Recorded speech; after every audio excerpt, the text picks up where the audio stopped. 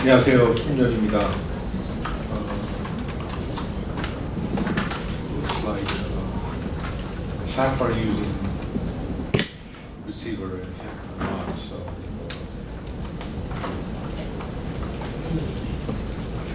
not English, Korean today. 안녕하세요. 제가 어저께 여러분들 만나서 간단히 인사를 나눴고요.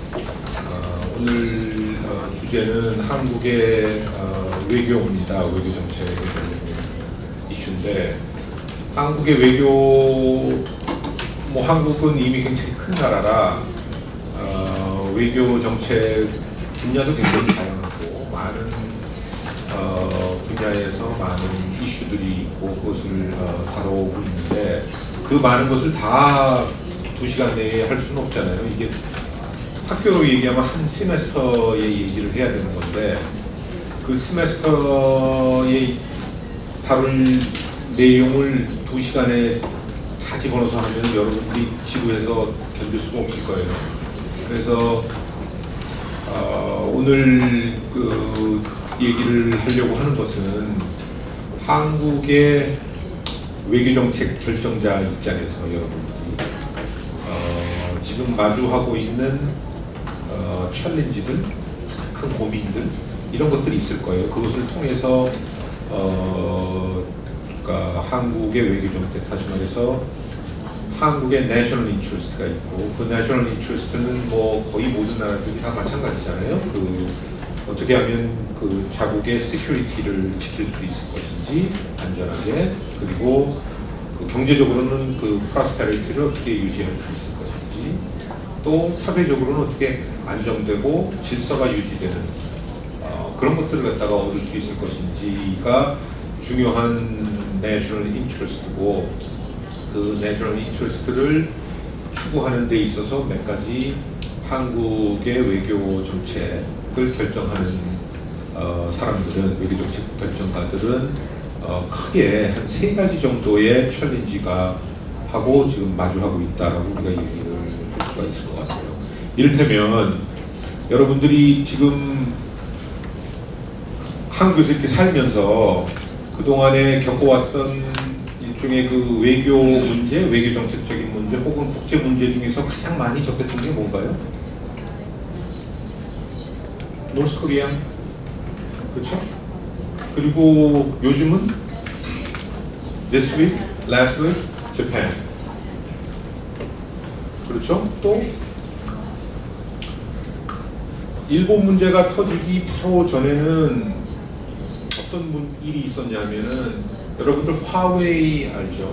화웨이, Chinese company, 화웨이의 우리가 얘기하는 그 5 generation, 5G의 그 프로그램들을 이거를 어떻게 할 것이냐 해서, 중국은 중국의 5G에 대한, 그러니까 화웨이에 대한 중국의 포지션이 있고, 미국은 미국대로의 포지션이 있고, 그것이 서로 컨플릭트를 일어나는 중에서 한국은 어떤 선택을 해야 되냐, 그런 문제들이 있었잖아요.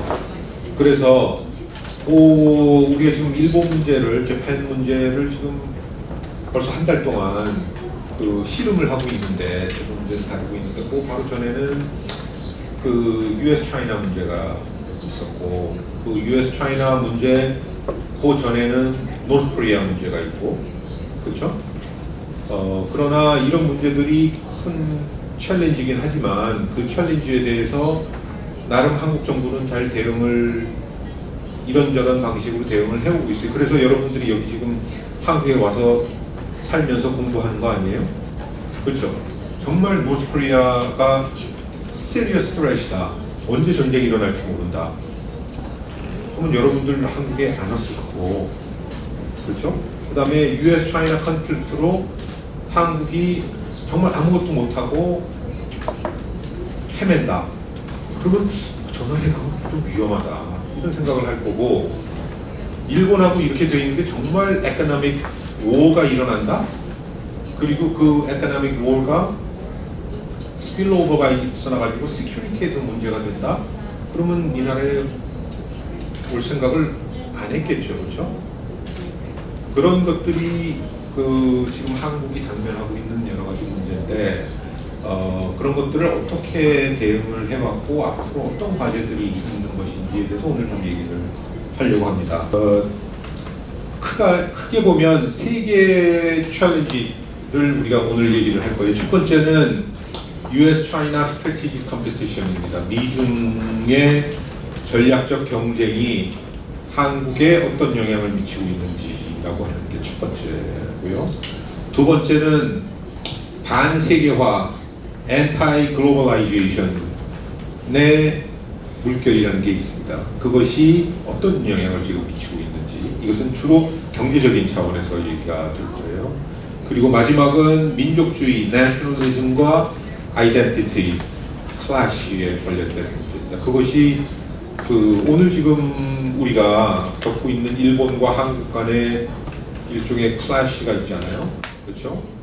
나가면은 노노 재팬도 있고 뭐 이런 것들이 있는데 그건 뭐 때문에 지금 그러고 있는 거냐라고 하면 저런 문제가 있다라고 해서 크게 세 가지 챌린지를 얘기를 하고 한국은 어떻게 이것에 대응을 해오고 앞으로 할 것인지에 대한 내용으로 오늘 그 렉처를 하려고 합니다. 그래서 전체적으로는 한 1시간 반 정도 렉처를 하고 그 다음에 Q&A를 할 텐데 렉처 중간에도 좀 질문이 있으면 여러분들 언제든지 질문을 해도 좋습니다. 영어로 질문을 하셔도 되고 한국말로 질문을 하셔도 되고 그럼 되겠어요? 그 미중 문제인데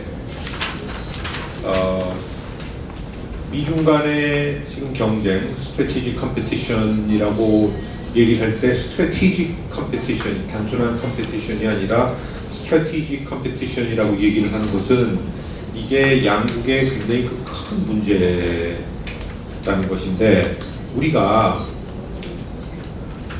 그 역사를 보면 그 월드 리더십 사이클이라는 게 있어요.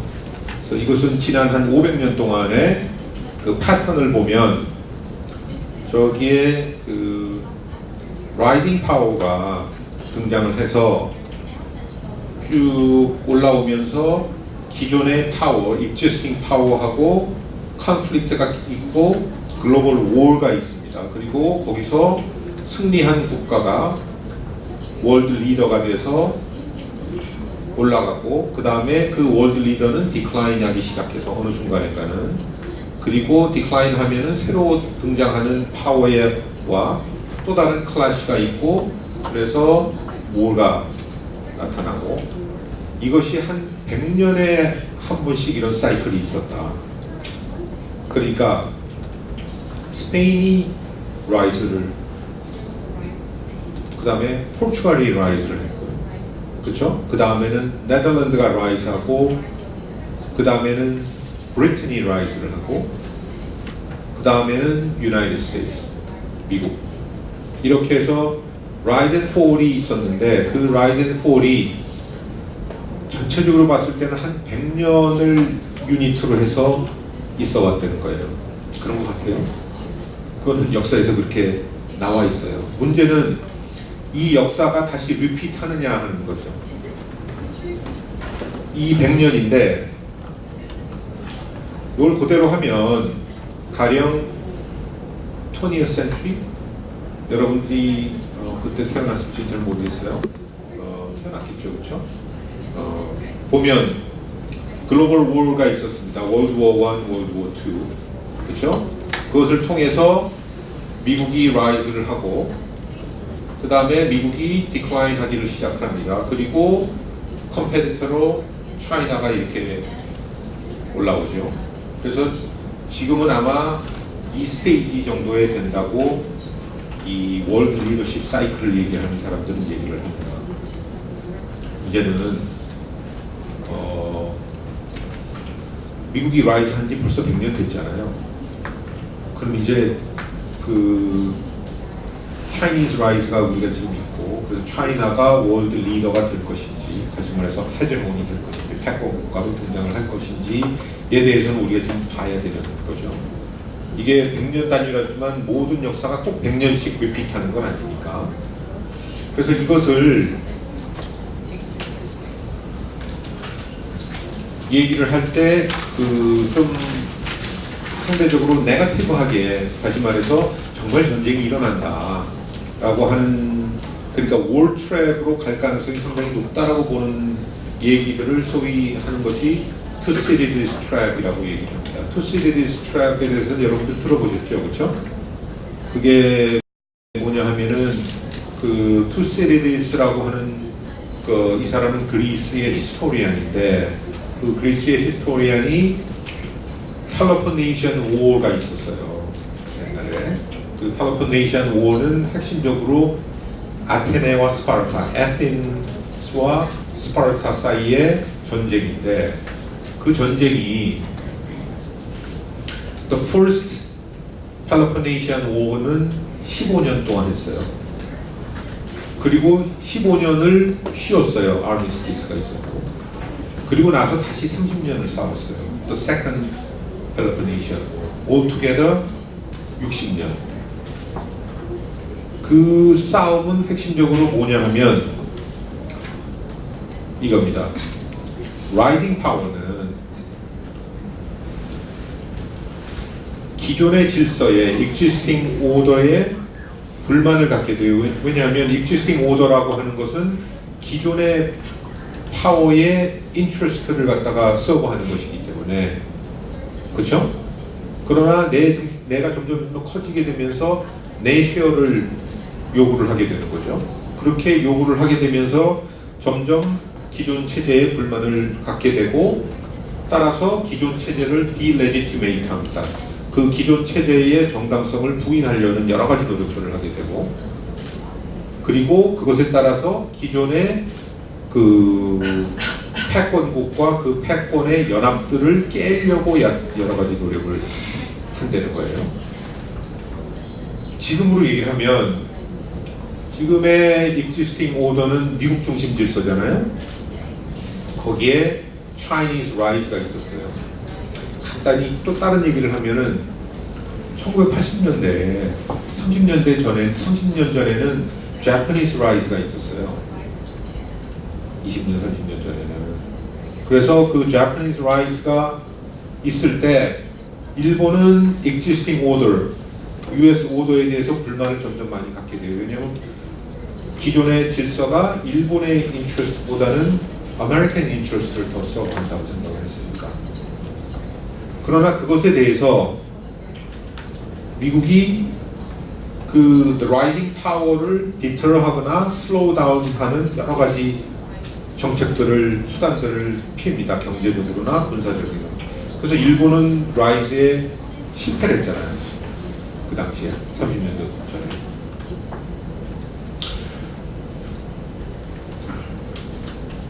제가 30년 전에 그 그라듀에이트 스튜던트였어요. 미국에서 공부를 하는데, 아까 시카고라고 설명했잖아요. 그때 공부를 하는데 일본 얘기들 많이 했어요. 일본이 지금의 차이나처럼 Japanese rise가 있고 21st century 21세기를 가면 일본이 슈퍼파워가 될 거다 라는 얘기들을 그 당시에 굉장히 그 유명한 스칼라들이 그런 얘기를 했어요. 그래서 그 얘기를 듣고 일본 공부를 시작했어요. 그게 잘못됐다는 건 아니고, 그렇죠? 그래서 이런 다이내믹스에 대해서 그 당시에 공부를 했는데, 일본에 대해서 established power는, existing power는 deter and slow down을 성공적으로 했어요, 미국이. 그렇죠?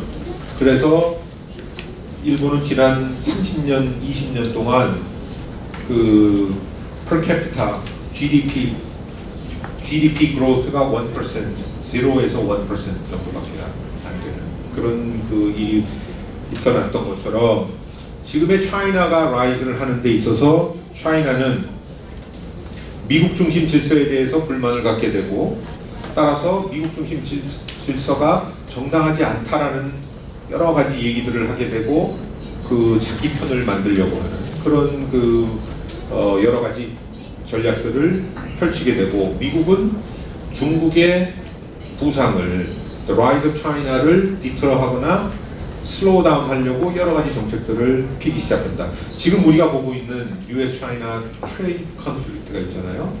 그 트레이드 컨플릭트는 경제적인 이유도 있지만 또 다른 한편으로는 Chinese rise를 이대로 가만둘 수는 없다. 이것을 슬로우 다운하고 디터해야 된다라고 하는 전략적인 목표가 거기에 또 들어가 있는 것이죠. 그래서 그것들이 작용을 하기 때문에 지금 세상이 굉장히 시끄러운 거 아니겠어요? 그래서 지금 이런 그 rising power와 existing power의 이 다이내믹스를 과거에 2000년 전에 투시디디스라고 하는 히스토리아는 이렇게 해석을 했어요. 에덴스와 스파르타는 정확히 이 다이내믹스를 통해서 서로 싸웠고 그 결과 스파르타가 이겼다. 그리고 그 싸움은 30년에서 60년을 싸웠다라는 거예요. 그렇죠? 그러면 지금 미국, 중국을 이렇게 보면 대강 거기 보면 이렇게 나옵니다. 미국의 GDP growth가 2%, 차이나가 6.5 하면은 2028년 9년 후에 미국과 차이나의 economic size는 오버턴하게 되어 있어요. 오케이? 지금이 US는 19 trillion 달러 GDP가, 차이나가 19 조금 안 되고요. 차이나가 14, 그 정도 됩니다. 그러나 지금의 저런 그 그로스 페이스로 가면 앞으로 9년 후에는 바뀔 거다. 이것에 대한 다양한 전망들이 있습니다. 여기 보면 미국이 US가 2% growth고 차이나가 5%면 7%, 4%, 6% 다양한 방식으로. 그런데 보면 제일 많이 예측하는 건 대강 여기인데 2030이에요. 11 years later. 그렇게 되면은 두 나라는 사이즈가 같게 될 거다. 조금 컨서버티브하게 미국이 3% growth, 나는 이렇게 되지 않을 거라고 보는데, 그러나 미국이 이렇게 되더라도 여전히 한 2034년 15년 후면은 바뀐다 라는 게 그 지금의 예측입니다. 그렇게 되면 밀리터리인데, 그러면 그 밀리터리 파워는 어떻게 될 거냐 라고 보면, 뭐 이게 지금 복잡하게 지금 되어 있는데 간단히 얘기를 하면, 지금은 그 차이나의 밀리터리 버짓이 미국의 1/3예요. 미국이 메이저 파워 중에서는 밀리터리 익스펜디처가 가장 높은 나라예요. 가장 돈을 많이 쓰는 나라입니다. 자기의 GDP에서. 아세요? 그렇게 돈을 많이 써요. 밀리터리. 계속 중국이 캐치업을 하게 되면 대강 2050 혹은 2049이면은 같아질 거다. 그러면 2049이면 지금부터 30년 후잖아요. 30년 후에는 밀리터리 파워도 미국과 중국이 거의 같게 된다 라는 그 프로젝션이 나옵니다. 그러니까 이 지금 프로젝션을 보면 지금부터, 그렇죠? 한 10년 후에는 미국과 중국의 에코노믹 사이즈가 같아지고, 거기서부터 또 20 years later, 그러니까 altogether 30 years later 미국과 중국은 밀리터리 파워가 거의 비슷해진다. 그럼 둘이 평화롭게 살 거냐? 그렇죠? 그 투세데리스는 아니라는 거죠. 싸우게 될 거라는 거예요.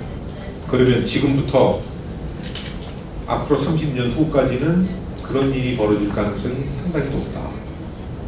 컨플릭트가 미중 사이에는 스트래티직 컨플릭트가 일어날 가능성이 상당히 높다. 문제는 여기서 하나만 좀 더 추가를 하면 미국이 그럼 가만히 보고만 있을 거냐 하는 거예요. 지금 이 얘기는 그냥 프로젝션을 하는 거잖아요. Chinese economic growth가 이대로 가고 American economic growth가 이대로 가면은 10년 후에는 경제가 같아지고 30년 후에는 military size도 같아진다고 하는데, 만약에 미국이 Chinese rise를 deter하거나 slow down 하기 위해서 여러 가지 정책을 쓰는 경우에, 그러면 미국의 디클라인은 조금 더 딜레이 될 거 아니에요. 그렇죠? 혹은 중국의 대응이 굉장히 효과적이다라고 하면, 미국이 여러 가지 대응하는 것에 대해서 더 효과적으로 반응을 한다고 하면 아메리칸 디클라인은 조금 더 빨라질 거고, 지금의 엑스퍼트들의 프리딕션은 미국의 소위 deterring strategy, slow down strategy가 상당히 효과를 볼 거다. 그것은 거꾸로 얘기를 하면 US-China 컨플릭트의 이 길이는 점점 더 30년이 아니라 더 길어질 수가 있다. 한 60년이 갈 수도 있고, 그것은 다시 말하면 한국과 같은 나라는 상당히 힘들어질 수 있다는 얘기예요. 무슨 얘기냐? 지금 이것을 보면 long fight라고 이렇게 얘기를 했는데, 그 펠로포네시안 워를 보면 아테네스와 스파르타가 직접 싸우질 않아요. 직접 싸움을 시작하지 않고 조그만 다른 동네에서 싸움이 시작돼서 얼라이언스가 작동하고 인트랩 돼가지고 결국은 두 나라가 싸우게 되는 거예요. 그러면 우리가 미국과 차이나가, US and 차이나가 직접 밀리터리 파이트를 한다고 생각하기 굉장히 어렵잖아요. 그렇죠? 왜 싸우겠어요? 직접. 그렇죠? 싸움이 뉴클리어 워인데. 그러나 주변에서 서로 간에 인트러스트가 걸린 에리아에서는 상당히 컨플릭트가 일어날 가능성이 높다. 인트랩 될 가능성이 높다. 그것이 4 핫스팟이에요. 4가지 핫스팟이 있는데, Korean Peninsula, East China Sea, South China Sea, 그 다음에 Strait, 타이완 스트레이트. 저 4스팟에서는 컨플릭트가 일어날 가능성이 상당히 높다. 제일 높은 데는 차이나, 사우스 차이나 씨라고 얘기하는데, 지금 그 얘기를 우리가 길게 하면 시간이 없어서 안 될 것 같아요. 코리안 페닌슐라, 한반도는 여기에 지금 들어가 있습니다. 그러니까 한반도는 미국과 중국이 서로 스트래티지 컴피티션을 하는데 굉장히 중요한 지역에 지금 들어가 있는 거예요. 특히 노스 코리아. 노스 코리아가 어느 영향권에 들어가느냐, 어느 쪽의 스피어 오브 인플루언스에 들어가느냐 하는 것은 차이나나 US 입장에서 굉장히 중요한 이슈가 돼가고 있어요. 그렇죠? 그렇지 않겠어요? 자, 그러면 그것이 첫 번째 챌린지. 다시 말해서 미국과 중국이 전략적 경쟁을 본격적으로 벌이기 시작하는 경우에, 그리고 그것이 컨플릭트로 이어지는 경우에 그 중간에 끼어있는 국가들은 굉장히 괴롭다. 그 중간에 끼어있는 국가 중에서 대표적으로 아까 얘기했던 4 핫스팟이 있고, 한국은 그 핫스팟에 바로 연결되어 있다. 코리안 페닌슐라는. 두 번째는 엔티 글로벌라이제이션. 이거는 언제 이게 본격적으로 시작됐냐 하면 10년 전이에요. 11년 전. 글로벌 파이낸셜 크라이시스가 있었잖아요. 미국에서, 월스트리트에서. 그것이 일어나면서 글로벌라이제이션에 대한 패시미즘이 급격하게 증가를 했어요. 우리가 글로벌라이제이션은 다 좋은 거라고 얘기를 했는데, 성장을 위해서는 저게 필요하다고 생각을 했는데, 그게 아니다. 그렇게 가다 보니까 결국 글로벌라이제이션의 심볼과 같은 미국에서 크라이시스가 일어났다. 파이낸셜 크라이시스가 일어났다. 그러면 이 시스템이 믿을 만한 시스템이냐? 이런 캐피탈리스트 시스템이 하는 질문들이 나오고, 특히 글로벌라이제이션의 트레이드나 인베스트먼트나 그렇죠? 이런 것에 대해서 많은 패시미즘이 생기고 그것에 대한 그 배리어들을 만들어 나가는 일들이 벌어졌는데, 그것이 정치적으로는 이런 프로세스가 있어요. 보면 글로벌라이제이션, 에코노믹 글로벌라이제이션에 의해서 트레이드 배리어를 낮추고 인베스트먼트도 낮추고 movement of capital, human being, 우리도 자유롭게 이동을 할 수 있게 허락을 해주고, 이렇게 되면 위너와 루저들이 등장하게 되고, 특히 이 루저들은 unemployment에 처하게 되죠. 그런 것들이 일어나게 되면은 사회적인 disruption이 일어나게 되고, 그렇죠? 사회가 social fabric이 erosion of social fabric 이런 것들이 일어나게 되고, 그것에 따라서 정치적인 싸움들, 정치적인 폴러리제이션이 굉장히 일어나게 됩니다. 폴러리제이션이 일어나게 되면은 컴프로마이즈 하기 힘들잖아요. 양쪽에 폴라 익스트림만 있게 되면. 그러면 폴리티컬 디베클들이, 그러니까 정치가 움직이지 않고, 그렇죠? 법안들이 의회에서 통과가 되지 않고, 이런 일들이 있게 되면서 기존 이스태블리시먼트, 기존 정치에 대한 불만들이 굉장히 강해져요. 그렇게 되면 엔티 이스태블리시먼트에서 여러 가지 보이스들이 나오게 됩니다. 그 보이스들이 나오게 될 때 우리는 그것을 파퓰리즘이라고 얘기를 해요. 트럼프가 그런 거잖아요. 그렇죠? 트럼프. 우리 그 트럼프 피노미널이라고 하는 것이 정확히 이런 프로세스를 통해서, 이것이 에코노믹 디멘션에서 이런 것들이 일어난다. 그렇게 되면서 여러 가지 그 프로텍셔니스트 메저들이 여기서부터 2009년 2008, 2007, 8, 9 파이낸셜 크라이시스가 있었죠. 그 크라이시스가 있은 이후에 소위 그 엔티 글로벌리제이션의 그런 분위기가 점점 강해지면서 프로텍셔니스트 메저들도 점점 증가를 하게 됩니다. 특히 harmful한 프로텍셔니스트 메저들이 이렇게 등장하게 돼요. 그러니까 우리가 지금 보고 있는 여러 가지 그 프로텍셔니스트 메저들이 있어요. 그렇죠? 뭐 미국을 우리가 보게 되면 세이프가드도 있고, 그렇죠? 그 카운터 그러니까 카운터베일링 메저들 여러 가지 그런 것들을 통해서 그 프로텍션을 하게 되는데, 그렇게 되면서 지금 일본도 일종의 뭐 그런 비슷하게 지금 그 수출을 레귤레이트 하려고 하는 이런 움직임들, 이런 것들이 지금 글로벌하게 드러나고 있다라고 하는 거. 그것은 한국은 한편으로는 아까 그 미중 사이에 이렇게 그 스퀴즈 되는 그런 측면들이 있는 반면에, 또 다른 한편으로는 한국은 뭐 대표적인 트레이딩 스테이트잖아요. 그렇죠? 그 코리안 GDP에서 트레이드가 차지하는 비중은 지금 80%예요. 그러니까 GDP 전체 중에서 그 트레이드, 그렇죠? 트레이드의 그 가치를 계산을 하면 80%까지 가게 돼 있어요.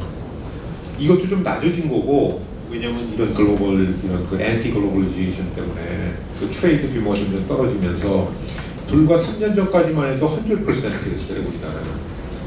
그러니까 GDP와 트레이드 볼륨이 거의 같은 전형적인 트레이딩 스테이트였는데, 이런 트레이딩 스테이트가 엔티 글로벌라이제이션, 프로텍셔니스트 이런 트렌드를 맞게 되면 굉장히 어려워지게 되는. 그러니까 한국이 지금 경제적으로도 여러분들 여기 살면서 굉장히 이런 얘기를 많이 듣죠, 그렇죠?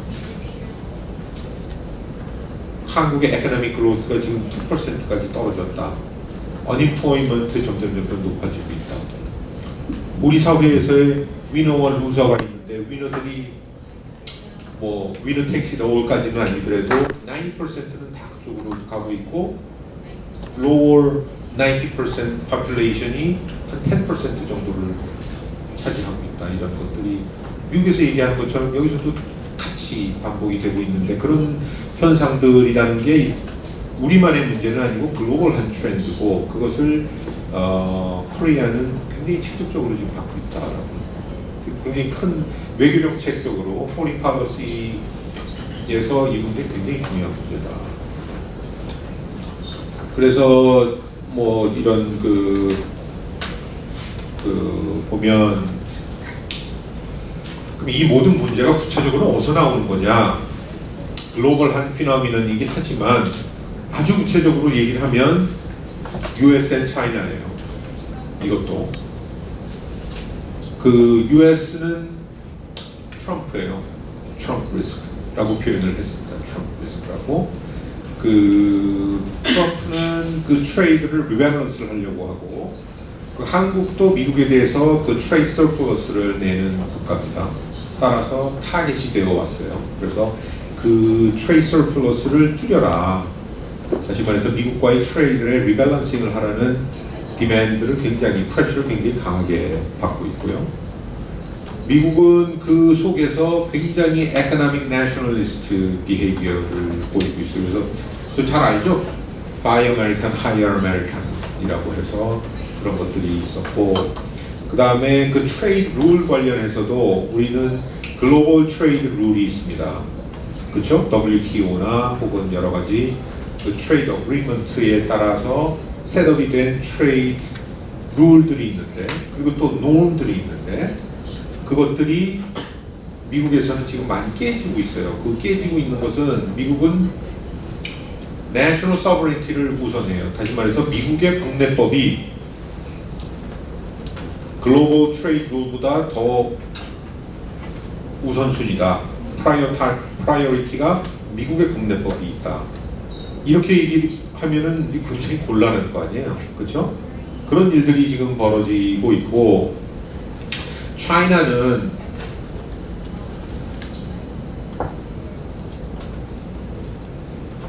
글로벌 노임 중에 하나이고, 굉장히 중요한 건 뭐냐면, 여러분 그 weaponization of trade라는 말이 있죠. 트레이드를 웨폰으로 사용하면 안 된다라고. 다시 말해서 트레이드를 정치적인 혹은 안보적인 목적으로 트레이드 팔러시를 사용하는 것은 국제 규범에 어긋난다고 되어 있어요. 그것은 우리 WTO 룰에도 나와 있고, 룰북에도 있고, 특히 이 아시아에서는, 이스트 아시아에서는 우리가 정경분리라고 얘기를 합니다. Politics와 Economics는 separate하다 해서 한다는 거예요. 그게 이스트 아시아의 economic success에 굉장히 중요한 노험이었어요. 프린시플이었어요. 무슨 말인 줄 알죠? 차이나를 생각해 보세요. 차이나가 개혁 개방, 소위 오픈 앤 리폼을 한 게 1978이잖아요. 그리고 나서 웨스트에서, 그리고 재팬, 이런 어드밴스드 인더스트리얼 컨트리에서 차이나와 트레이드를 하고 인베스트먼트를 했어요. 그것은 정과 경을 분리한 거잖아요. 왜냐하면 커뮤니스트 컨트리였기 때문에. 그때는 콜드워였고, 차이나는 차이니즈 커뮤니스트였기 때문에 트레이드를 안 했어요. 그러나 중국이 오픈 앤 리폼을 한다고 해서 웨스트에서 적극적으로 서포트를 해줬어요. 그것은 정치와 경제를 분리하겠다라는 거거든요. 그렇죠. 그래서 그 정경 분리 원칙이 있었기 때문에, 특히 아시아에서는 그 여러분 천안문 사건 알죠? 테넨먼 스퀘어. 그렇죠? 데모크래틱 무브먼트가 있고 나서 그때도 सँ션을 해야 된다라고 많은 얘기들이 있었는데, 아시아에서는 political problem 가지고 economic sanction 하는 건 옳지 않다. 이건 separate 하자라고 하는. 그래서 차이나에 대해서 그렇게 sanction을 하지 않았어요. 당시. 그런데 아이러니컬하게도 차이나가 커지게 되면서, 덩치가 커지게 되면서 지금부터 9년 전에 한 번, 그 다음에 7년 전에 차이나와 재팬 사이에 territorial dispute가 있었어요. East China Sea에서. 그 territorial dispute에 대해서 차이나가 economic sanction을 했어요. 그 economic sanction 뭐 했는 줄 아세요? rare earth material이라고 하는 material이 있는데 그것은 당시 글로벌리 차이나가 90% 엑스포트 했어요. 근데 그 글로벌 rare earth material을 일본에 엑스포트하는 것을 막았어요. 레귤레이트. 그냥 레귤레이트 하는 게 아니라 아예 막아버렸어요. 임바고를 한 거죠. 그 머티리얼에 대해서. 그래서 일본은 그 당시에 굉장히 거기에 대해서 반발을 해요. 이거는 정치와 경제가 분리되어야 된다고 하는 아시아에서의 굉장히 오래된 원칙, 그 다음에 글로벌한 노음으로 자리 잡고 있는 것을 중국이 깼다 라고 해서 중국을 굉장히 비난을 했고 인터내셔널 서포트를 얻었어요. 지금 한 달 전에 일본이 지금 그런 일들을 지금 하고 있잖아요. 그러니까 history problem, forced labor problem을 가지고 일본은 한국에 대해서 export regulation을 하겠다고 해서 세 개 아이템에 대해서 지금 regulation을 지금 하고 있죠. 그런데 일본 입장에서 이런 비판이 있기 때문에 이것을 그 역사 문제 혹은 그 court decision 때문에 너희들 economic sanction을 한다라고 얘기를 하지 못해요. 왜냐하면 이게 우리의 노움이니까. 그리고 일본은 그거 갖고 중국을 비난했던 적이 있잖아요. 그렇죠? 그래서 지금 다른 논리를 통해서 지금 일본, 한국에 여러 가지 문제가 있기 때문에 엑스포트, 그렇죠? 매니지먼트에 문제가 있기 때문에 그 섹션을 한다고 얘기를 지금 하고 있어요. 그러니까 그 중국은 그때 저런 게 있었고, 그 다음에 한국은 바로 이것에 아주 직격탄을 받은 적이 있어요. 아직도 그 여러분들 알죠? 그 THAAD, 그렇죠? 저 미슬이 있어요. 그 THAAD라고 하는 그 THAAD를 한국에 도입을 하는데 중국이 반대를 해서 중국이 economic sanction을 했잖아요. 그것이 3년 전이고 그 sanction은 아직도 풀리지 않고 있어요. 전체적으로. 그러니까 그 지금 여기서 차이나 리스크라고 얘기를 하는 것 중에서 그 아까 이런 프로텍셔니즘에서 가장 큰 차이나 리스크는 뭐냐 하면 미국과 같은 저런 그 프로텍셔니즘이 아니라 정치적인 목적으로 트레이드를 웨퍼나이즈 하는 거, 무기화하는 거. 그래서 상대방을 그렇죠? 압박을 가하는 이런 것들은 그 압박은 한국에서 먹혔잖아요. 그래서 한국 정부가 리트리트를 해서 중국하고 컴프로마이즈를 했어요.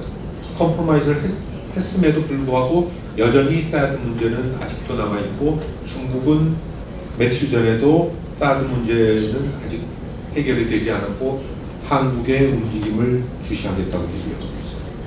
계속 그 불신이 지금 남아있는 것이죠. 그래서 그 지금 이런 그 전체적인 월드 트레이딩 시스템은 굉장히 큰 그 디스어레이 상태에 있다. 넘어갈게요. 세 번째 챌린지는 이 챌린지는 특히 이 저 웨스턴 컨트리나 혹은 그러니까 이 이스트 에이시아 바깥에 있어 온 학생들은 이게 이해가 좀 잘 안 된다. 이게 도대체 어떻게 된 거냐 라는 얘기를 좀 많이 해요. 조금 좀 얘기를 그쪽으로 해보면 아까 얘기했던 그 글로벌라이제이션의 백래시를 얘기를 할 때 그 중에 하나는 cultural dimension의 글로벌라이제이션 백래시가 있습니다. 여기 지금 뭐 이미그레이션 문제는 여러분들 비교적 익숙하잖아요, 그렇죠? 이미그레이션 문제가 이게 뭐 유럽엔 뭐 훨씬 심각하고 미국도 굉장히 심각하고 아시아에서도 점점 이미그레이션 문제들이 있고 한국에서도 이미그레이션 문제가 최근에 이제 나오고 있어요. 아실 거예요. 그 예멘의 문제들 그것들이 있는데 그 이미그레이션이 그게 그 경제적인 문제인 동시에 우리의 잡을 뺏어간다, 내 잡을 뺏어간다라는 것도 있는 동시에 다른 한편으로는 이쪽에 우리나라의 코 밸류들이 다 깨져가고 있다. 이미그런트에 의해서 그런 것들이 있어요. 이 미국만 해도 1870s에는 그렇죠? 페이피스트 이미그런트를 타겟했고 이때는 차이니즈 이미그런트를 타겟했고 20년대에는 주를 타겟했고 지금은 멕시칸을 타겟하고 이런 것들 그러니까 이미그레이션에 대한 그런 그 컬처럴 리스폰스를 얘기하는데 미국에서 이렇게 growing concern that inflow of non-American elements that threatens 미국의 밸류와 아이디어를 위협한다라고 하는 것이 지금 광범위하게 커져 있고 그것을 통해서 일종의 그 아이덴티티 폴리틱스들이 있어요. 미국의 일본의 한국의 아이덴티티를 지켜야 된다. 이것을 폴리티컬 어젠더로 삼아가지고 그 정치를 하는 그런 그룹들이 보이스가 점점 커진다. 그렇죠. 뭐 트럼프 생각할 수도 있고, 브렉시트도 그렇고, 그렇죠. 지금 유럽에서의 여러 가지 라이티스트 무브먼트들이 다 이쪽 카테고리에 들어가는. 그리고 또 레프티스트도 있습니다. 라틴 아메리카 보면. 두테르테, 필리핀 이런 것들도 그래서 그런 것들은 굉장히 그 strong economic nationalism이 등장해요. 그 이민이나 외국인들로부터 우리의 노동자들을 우리의 잡을 보호를 해야 되겠다. Buy American, Hire American 하는 것처럼 그래서 그것은 굉장히 경제민족주의적인 economic nationalist로 등장을 하고 그 다음에 저런 리더십, 강력한 리더십을 강조하는 이런 것들이 나타나고 아이덴티티 폴리틱스 아까 얘기를 했습니다. 자, 여기서 이 노스이스트 아시아에서는 저런 웨스턴 아이덴티티 폴리틱스와 비슷한 일들이 또 벌어지고 있어요. 그것은 뭐냐 하면 역사 문제를 놓고 지금 싸우는 이것도 아이덴티티 폴리틱스예요. 무슨 얘기냐 하면 그 forced labor 이슈 여러분들 잘 알잖아요. 강제징용 이슈. 지금 이 문제가 되고 있는. 그렇죠? 그 다음에 comfort woman, 위안부 문제들 이런 것들을 예를 들면 comfort woman 하면 내 클래스에 있는 학생들 특히 많은 상당 여학생들은 그것을 젠더 이슈로 얘기를 해요.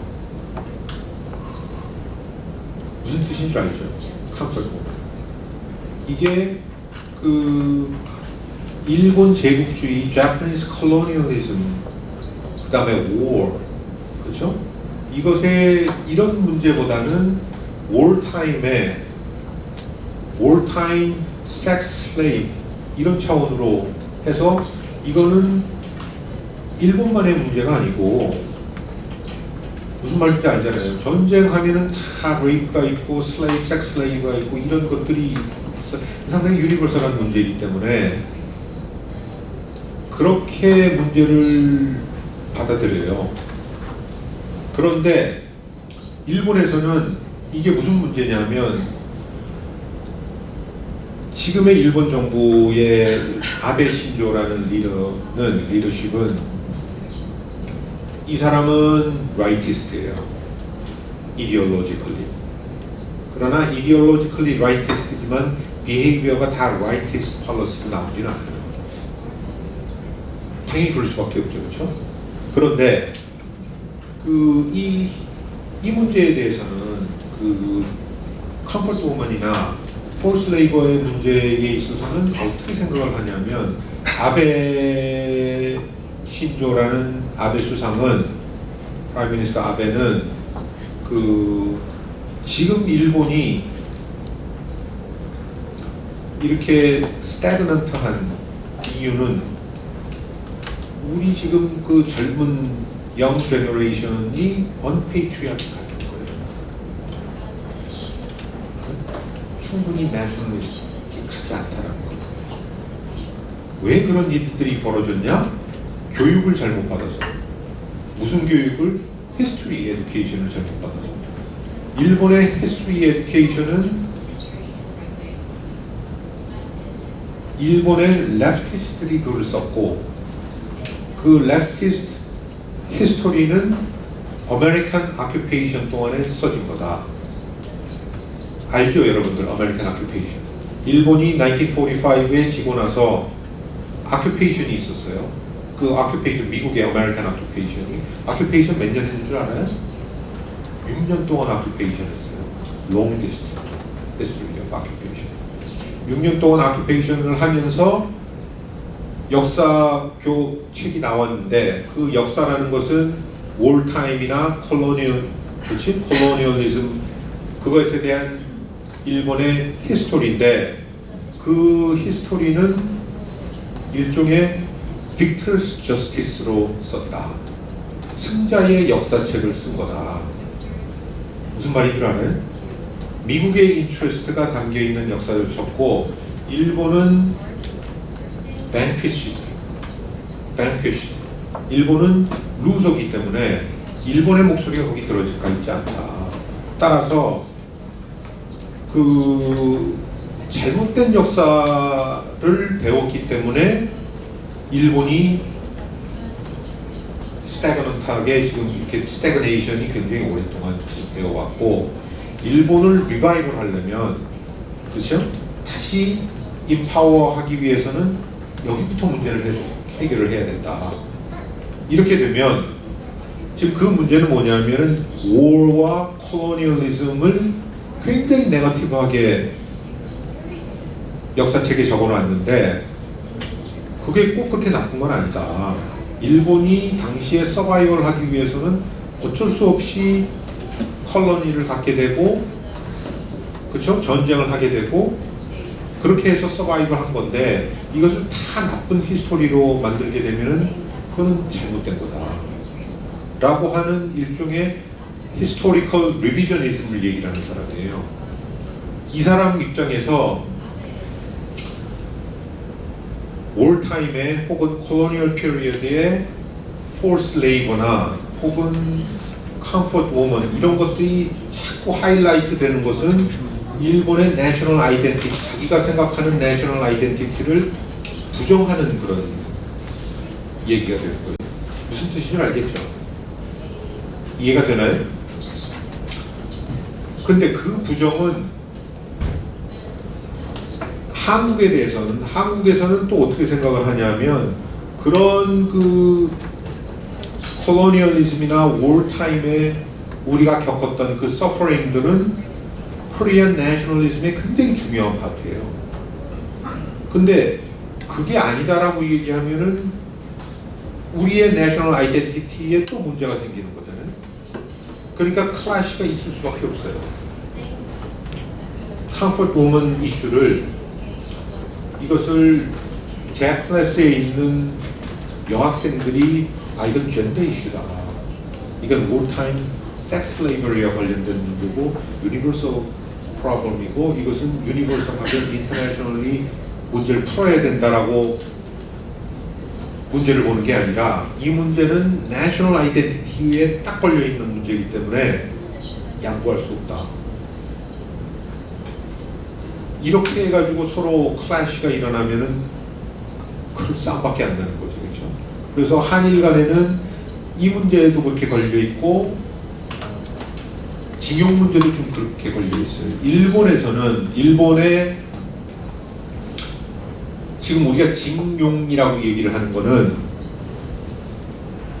말 그대로 forced labor예요. 그렇죠? You are forced to labor during the wartime. 근데 아베 수상은 forced labor라는 말을 안 씁니다. 이 사람은 과거 식민지 시대에 조선에서 건너온 노동자라고 얘기해요.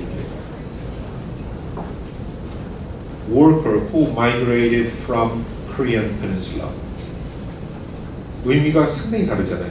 Forced labor versus workers migrated from the colonial Korea.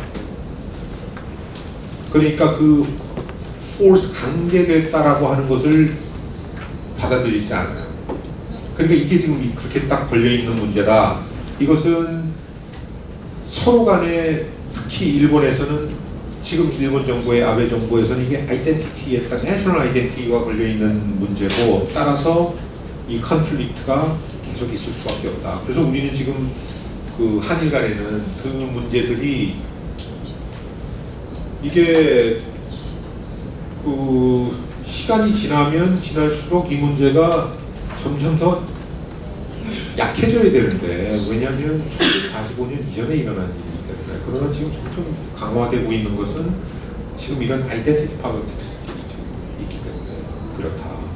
그러나 이 아이덴티티 폴리틱스는 굳이 재팬이나 코리아뿐만 아니라 미국에도 있고 브리튼에도 있고 그렇죠? 유럽에도 있고 아이덴티티 폴리틱스 그쪽에서는 이미그레이션과 관련된 아이덴티티 폴리틱스도 진행되고 있다라는 겁니다. 그래서 그 몇 가지 좀 그 얘기를 하면 지금 한일 간에는 이런 그 history problem 이슈들이 걸려 있어서 아주 그 지금 crisis of trust 그러니까 완전히 그 distrustful한 거죠 서로가 그런 상황에 있고 그렇기 때문에 지금 한일 간에 이런 그 길거리에서 이런 문제들이 일어나고 있는 거예요.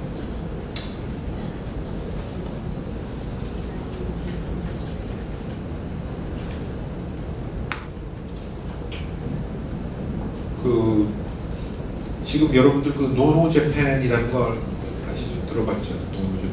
노노 재팬 이해해요? 이해 못하는 사람. 이해하는 사람부터 있습니다. 이해 못하는 사람. 반대라는 뜻이 아니라 반대가 아니라 잘 이해가 안 된다. 노노 재팬 하면 안 된다는 게 아니라 좋게 잘 hard to understand. 나머지는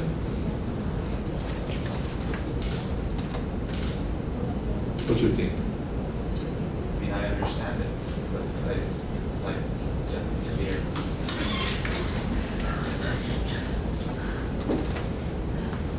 Any, you want to say something? No. So you said you don't understand. huh? 아, 너. 아까 알려주신 단어가 좋은 단어라서 배경 지식 없는 거 같아요. 오케이. 네. 그 지금 이런 그 노노 재팬이나 이런 그 소위 보이콧 무브먼트들이 있잖아요. 이 보이콧 무브먼트의 그 바텀에는 이런 그 내셔널 아이덴티티 프로그램이 있어요. 이거는 그 한국의 내셔널 아이덴티티를 건드리는 문제다. 그 한국의 자존심을 건드리는 문제다라고 하는 이런 것들이 지금 있기 때문에 지금 이렇게 그 보이콧들이 일어나고 있는데 나는 그것을 뭐 저스티파이 할 생각은 전혀 없어요. 전혀 없지만 적어도 이런 것들은 그냥 단순히 일본이 economic retaliation을 하기 때문에 이거 왜 retaliation을 그러면 우리는 다른 방식으로 일본이랑 싸워야 된다라고 하는데 그 단순히 그런 다이내믹스를 넘어서는 이런 그 아이덴티티 클래시 문제가 있다라는 거죠.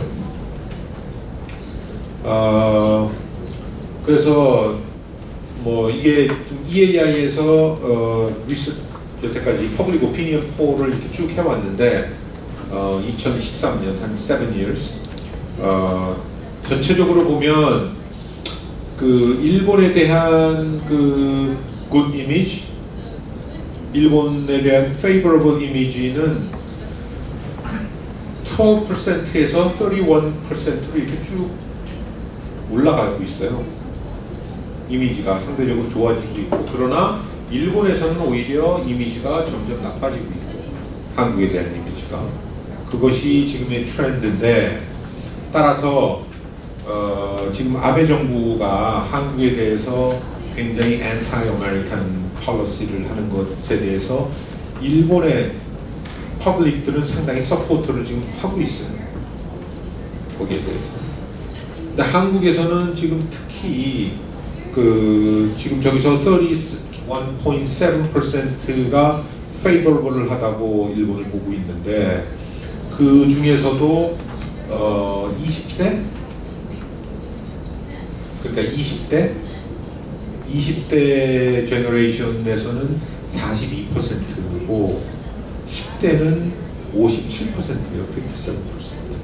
그 상당히 그 젊은 세대들은 일본에 대해서 favorable하고 지금 보고 있는데, 이번에 이런 그 사건이 터지면서 이게 지금 상당히 지금 흔들리고 있다는 거, 굉장히 그 unfortunate한 그런 일인 걸 분명해요. 그러면 좀 넘어가서 따라서 뭐 지금 얘기했던 얘기들이 이제 쭉 나와 있는데, 그럼 이제 어떻게 될 거냐? 지금 일본하고 그럼 한국은 싸울 거냐? 나는 그렇게 보질 않습니다. 왜 싸울 수가 없냐 하면, 첫째로는 한국하고 일본은 시큐리티 인트레스트를 쉐어하고 있어요.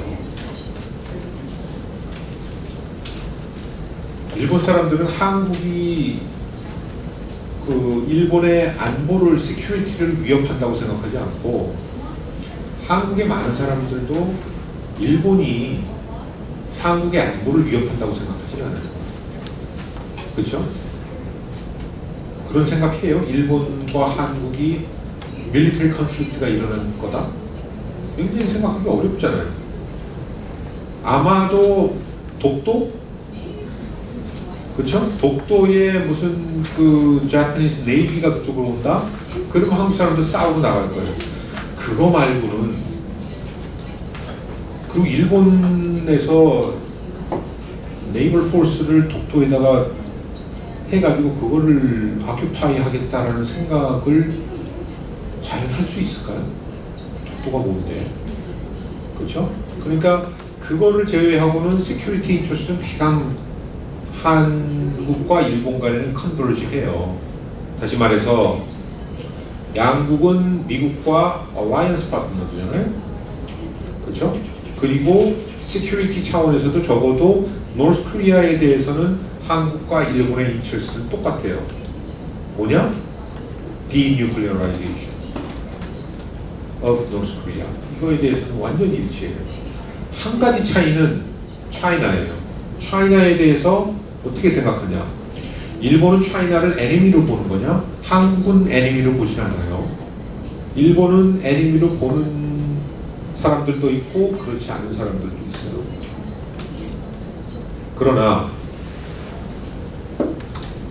이미 중국은 일본을 서패스한 지 오래가 됐고, 그렇죠? 벌써 한 10년이 됐고, 일본 입장에서 차이나와 시큐리티 컨플릭트를 벌일 만한 파워는 없어요. 그것은 아메리칸 파워로 그게 디터런스가 가능한 거지. 밸런싱이 가능한 거지. 따라서 그 한일 간에는 시큐리티에 대해서는 큰 적이 없다. 두 번째, 에코노믹 인트레스트로 봐도 싸울 이유가 별로 없어요. 물론 컴피티션은 있죠. 양국 간에. 그렇죠? 코퍼레이트 컴피티션이 없는 나라가 어디 있겠어요? 그거는 당연히 있는데, 그러나 펀더멘털 인트레스트가 다르냐. 두 나라 다 오픈 프리 트레이드를 서포트를 하고, 그렇죠? 두 나라 다 캐피탈리스트 시스템이고, 따라서 경제적으로 컨플릭트가 있기는 하겠으나 펀더멘털 컨플릭트는 없어요. 문화적으로도 한일이 그렇게 싸울 일은 별로 없어요. 그렇죠? 따라서 이런 history problem, 아이덴티티의 문제가 굉장히 있어도, 그게 있어도 저 아이덴티티가 결정적으로 economics나 security interest를, fundamental economic and security interest를 흔들지는 못해요. 그래서 특히 security에 관해서는 미국의 역할이라는 게 있기 때문에 한일이 정말 그 군사적인 갈등 상황으로 가기도 어렵지만 만약에 그 상황이 번지게 되면은 미국이 가만히 있지 않습니다. 왜냐면 이거는 미국의 바이털 인트레스트가 걸리는 문제이기 때문에 따라서 그렇게 되지 않고 경제적으로도 마켓이 양국이 정치적으로 싸우도록 영향은 많이 미치겠지만 바텀라인 그까지는 더 이상 가지 못하게 마켓 파워가 있다. 따라서 이런 여러 가지 문제들이 있지만 약간의 지금도 모더레이션이 지금 슬슬 나오고 있고, 따라서 한일이 결정적으로 싸울 수는 없는 게 현실이고, 따라서 그러면 서로 간의 인트레스트가 크게 나쁘지 않은데 문제는 아이덴티티의 문제이기 때문에 아이덴티티 클래시, 아이덴티티 컨플릭트를 넘어서기 위한 한일 양국 간의 노력들이 필요하다라는 거, 그리고 그것이 외교 정책적으로 굉장히 중요한 이슈다라고 하는 게 한 가지 포인트가 될 것 같고요. 두 번째는 나는 지금 한일이 이런 문제로 싸울 처지가 아니라고 생각해요. 이거는 작은 문제고 내셔널 아이덴티티 가지고 서로 싸우는 것은 정말 큰 문제는 저기서 나온다. US China 컴피티션에서 나온다. 저기서 나오는 저거는 스트럭처럴한 문제고, 이 사이에 있는 한국 그리고 일본도 비슷한 처지인데 이 문제를 잘 핸들하지 못하면은 외교적으로 굉장히 어려운 상황에 올 가능성이 높다라고 보고 있습니다. 몇 가지 사례가 있어요. 시간이 TPP라는 걸 아세요? TPP, Trans-Pacific Partnership이라는 건데, 그게 미국이 TPP를 적극적으로 푸시를 했어요. 지금은 트럼프, 오바마 때, 근데 지금 트럼프는 좀 반대하고 좀 위드로우를 했잖아요. 그 당시에만 해도 적극적으로 이것을 푸시하면서 한국이 TPP의 멤버로, 니고시에이션 멤버로 들어오라고 많은 프레셔를 가했어요. 근데 그 당시에 한국 정부는 중국하고 프리 트레이드 어그리먼트 니고시에이션을 하고 있었어요. 중국은 한국이 TPP 멤버로 들어가는 것에 대해서 반대하고 있었어요. 그 당시에. 그래서 한중 FTA 니고시에이션이 끝날 때까지 TPP는 들어가면 안 된다. TPP에 대한 반대 의사를 전달했고, 한국 입장에서는 한중 FTA가 지금 ongoing 하고 있었기 때문에 TPP에 파티시페이트를 안 했어요.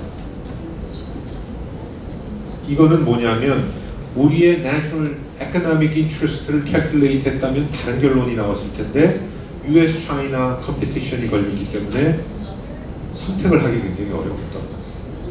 그런 것들이 굉장히 많이 있어요. 사드가 대표적인 거잖아요. 3년 전에 한국에서 살고 있었던 분 있어요? 2016년? 그러면 사드 이슈에 대해서 그 당시에 잘 봤죠. 그렇죠? 이게 생각해 보세요. 미군 기지에 아메리칸 게리슨에 미국의 무기를 디플로이를 하겠다고 하는데 한국 정부가 그것에 대해서 허용을 하면 중국은 그것을 받아들이지 못하겠다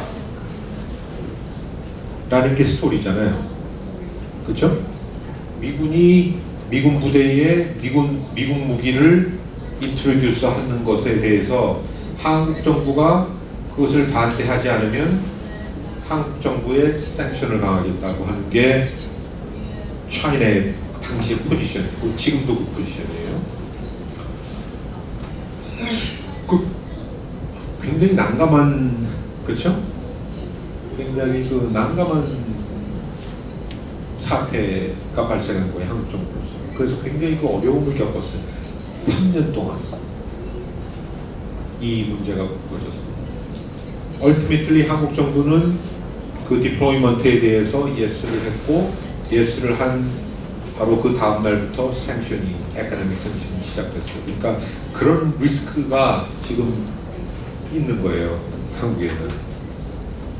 그래서 화웨이 5G 저기 적혀 있는데 저것도 지금 여러분들 시한폭탄이란 말 알잖아요. 시한폭탄, 그렇죠? 시한폭탄이에요, 저것도. 좀 이제 어떻게 풀어야 되느냐 하는 게 지금 걸려 있고, 인도-패시픽 스트래티지가 있잖아요.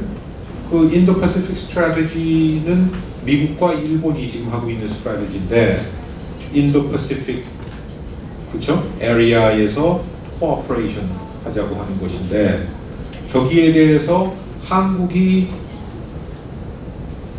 파티시페이트 하는 거에 대해서 차이나는 견제를 하고 있어요, 지금. 한국 정부가 그거를 거기에 들어가겠다고 본격적으로 얘기를 하고 실제로 임플멘트 하지 못해요. 왜냐하면 중국이 그거에 대해서 속으로는 반대를 하고 있기 때문에. 따라서 이런 여러 가지들이 지금 걸려 있어서 미국과 중국 사이에서 한국이 중간에 스퀴즈되어 있는 그런 이슈들이 상당히 많고, 그 이슈들은 그 임플리케이션 상당히 크다.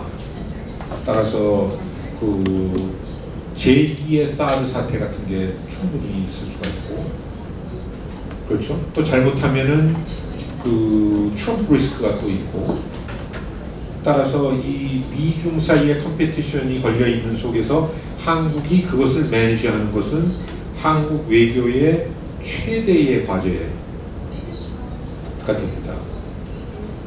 무슨 얘기인 줄 알겠죠? 그래서 그 한국 정부가 외교 정책을 제대로 펴나간다면 가장 중요한 과제는 미중의 컴피티션 속에서 한국의 입지를 어떻게 확보할 수 있을 것인지, 그리고 한국과 관련된 이슈에서 미국과 중국 사이의 컴피티션을 어떻게 완화하고 하모나이즈 할 수 있을 것인지가 외교적으로 굉장히 중요한 과제가 되고 있어요. 그래서 그 우리 사회 일부에서는 남북한의 피스 프로세스가 잘 진행이 되면 이런 문제 다 해결할 수 있다고 하는데, 그것은 완전히 잘못된 생각이에요. 아까 처음에 얘기를 했지만 미국의 지금 GDP는 19 트릴리언이에요. 19 트릴리언. 차이나는 14 트릴리언이에요. 한국은 1.6 트릴리언이에요. 피스 프로세스를 통해서 북한하고 유니파이 한다? 합쳐봐야 2 트릴리언이 안 돼요. 그것과 아무 한국의 팔자는 바뀌질 않아요. 남북한이 한다고 해도. 여러 가지 많은 변화가 있겠지만 미중 사이에서의 스트래티직 딜레마는 크게 바뀌지 않는다. 그냥 이렇게 봐도. 따라서 이 문제가 굉장히 중요한 한국의 외교적 과제가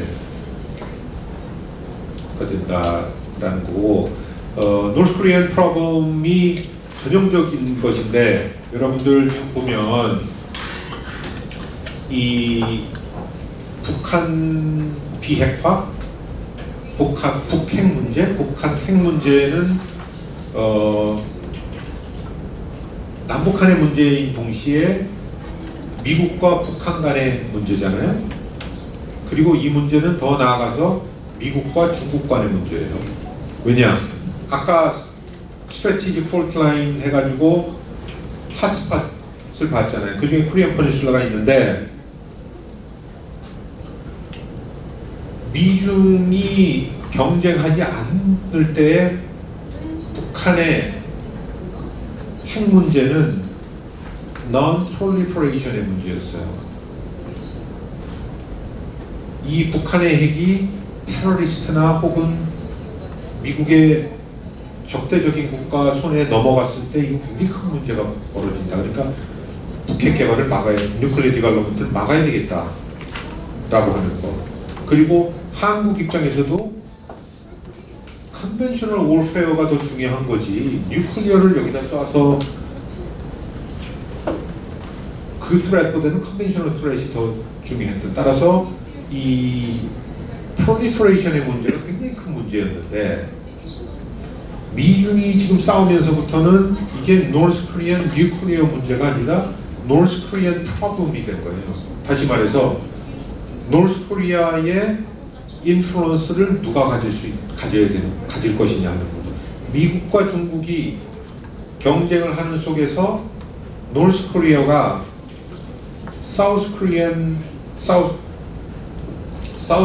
남한의 인플루언스 하에 간다라고 하는 것은 미국의 인플루언스 속에 노스 코리아가 들어가는 거잖아요. 그러면 보더는 노스 코리아와 차이나는 보더가 되어 있기 때문에 미국이 차이니스 보더까지 오는 거예요. 생각해 보세요. 거기다가 레이더를 만들고 한다고 하면은 중국 입장에서는 이건 받아들일 수가 없는. 따라서 노스 코리아는 베스트는 중국 입장에서 프로 차이니스 레짐이 들어가 있는 거, 그렇지 않으면 뉴트럴 레짐이 계속 있는 거. 무슨 말인 줄 알죠, 그렇죠? Worst case 시나리오는 Unified Korea under US influence. 그렇기 때문에 지금 미국과 중국이 지금 컴핏하고 있는 속에서는 바로 이런 문제가 있는 거예요. 미국과는 북한의 디뉴클리어라이제이션에 대해서는 오케이, 핵이 퍼지면 안 되니까. 그러나 북한이 미국의 영향권에 들어가면 안 된다는 거예요. 그게 더 중요해요. 따라서 중국 입장에서는 뉴트럴한 혹은 중국과 프렌들리한 북한인데 핵을 갖고 있는 북한도 오케이 할 수 있는 거예요. 왜냐면 그게 더 중요한 거니까. 저쪽으로 가지 말아야 되는 거니까. 따라서 미중 관계가 점점 나빠지면 나빠질수록 북핵 문제 풀기는 굉장히 어려워요. 그렇지 않겠어요? 지금 상황이 지금 그렇게 서서히 가고 있다라고 나는 보고 있어요. 그러니까 이 문제를 푸는 타임라인이 상당히 제한되어 있다라는 것은 뭐냐 하면, 중국과 미국이 본격적으로 경쟁하고 그것이 경쟁이 굉장히 악화되기 시작하면 해결하기 굉장히 어려워요. 그러니까 그렇게 가기 전에 빨리 이 문제를 풀어야 되는 게 한국 외교의 과제예요. 이걸 어떻게 푸느냐 정말 어렵죠. 이 문제를 얘기를 하는 거는 또 다른 우리 클래스가 필요하기 때문에 이것은 여기서 얘기를 하지만, 기본적으로 지금 비핵화에 대한 미국과 북한의 생각이 다르다. 따라서 상당히 어려운, 지금 풀기에 상당히 어려운 상황에 있다라는 것으로 일단은 중간 개념을 하고, 그래서 첫 번째,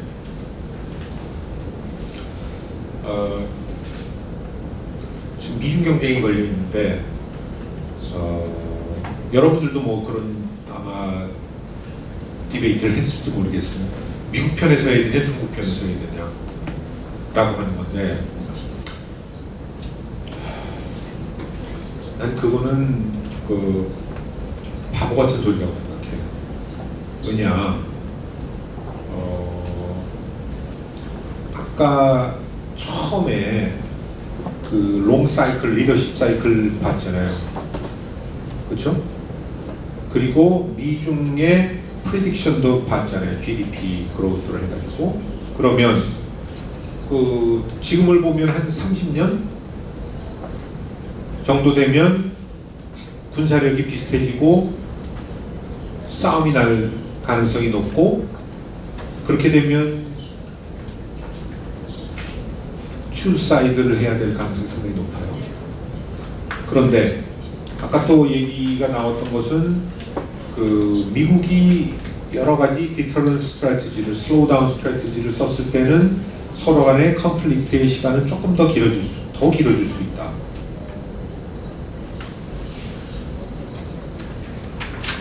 지금 미중 간에 본격적으로 싸우기 시작한 건, 트레이드로 싸우기 시작한 게 이제 3년째잖아요. 그렇죠? 그럼 우리는 이게 US-China Strategic Competition 롱 터널이 있다면 이제 터널에 들어온 거예요. 3년, 터널에 들어온 지 3년 됐는데, 펠로폰네이션 워, 아까 얘기했던 것처럼 1차 First 펠로폰네이션 워 15년 했고, 15년 추루스가 있었고, Second 해서 30년 해서 토탈 60년 동안 싸웠던 전쟁이에요. 처음 제1차 펠로폰네이션 워 시작을 하고 3년이 지난 시점에서 코린스라는 조그마한 도시 국가가 있어요.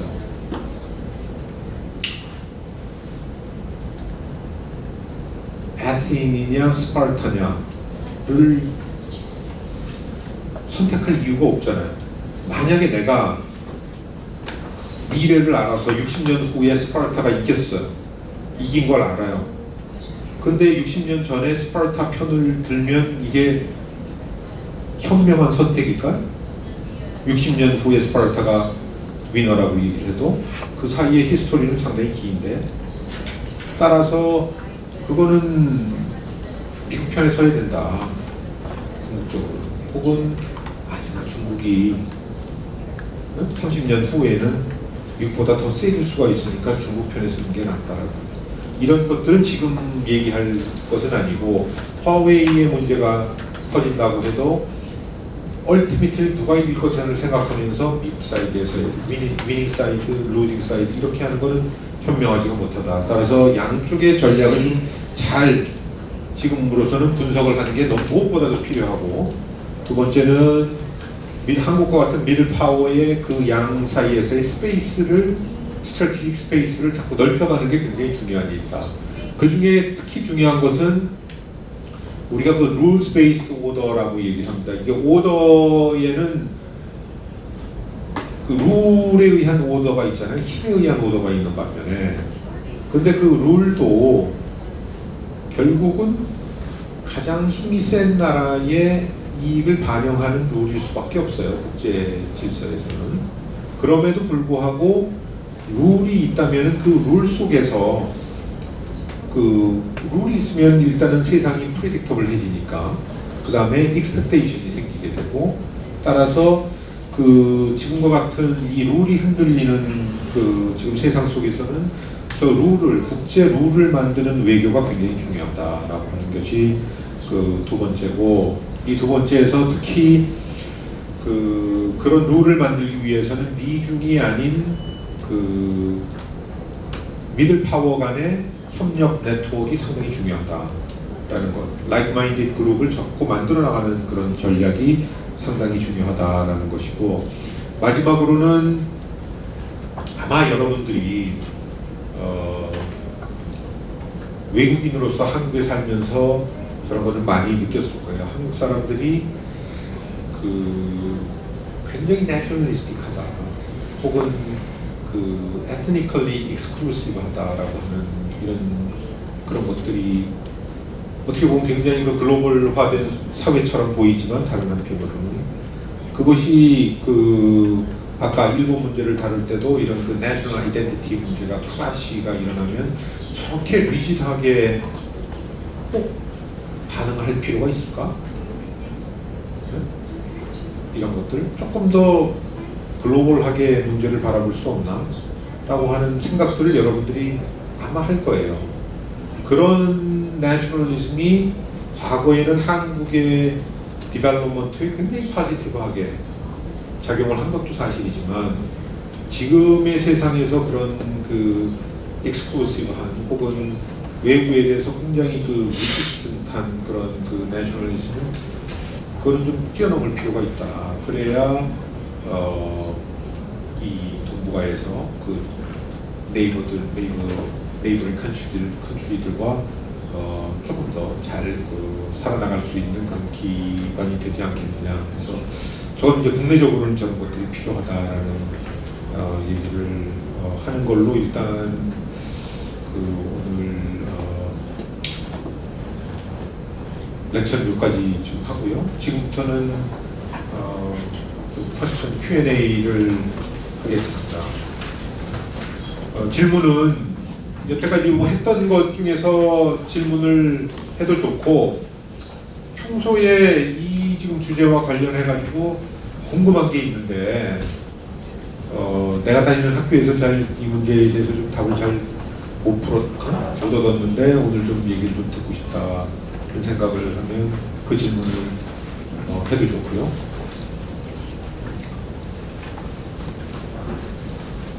아니면 그 본인의 얘기를 해도 좋고.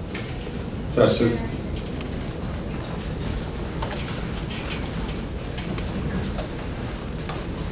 Hello, this is Beste. I'm from Seoul National University.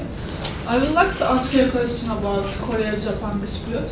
So, as far as I know, there is a 1965 agreement between two countries, and both countries is having different perspectives of if this agreement solving the comfort women dispute. So currently, Japan is finally admitting the problem and offered to go to arbitration for solving the comfort woman problem. But Seoul rejected the forced labor or comfortable? Forced labor. forced Yeah. labor. So Seoul rejected the arbitration and still saying that we have to solve this problem in diplomatic ways. So it has been over 60 years, so why Seoul is still insisting on going diplomatic ways and refusing arbitration? I don't really understand what perspective of the Korea. Perspective of Korea, not Japan.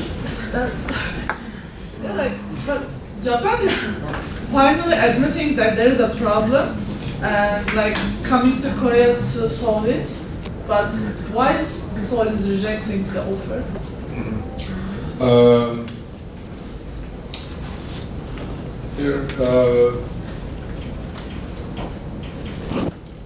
I think there are 2 points. One is that one is a legal issue, which is that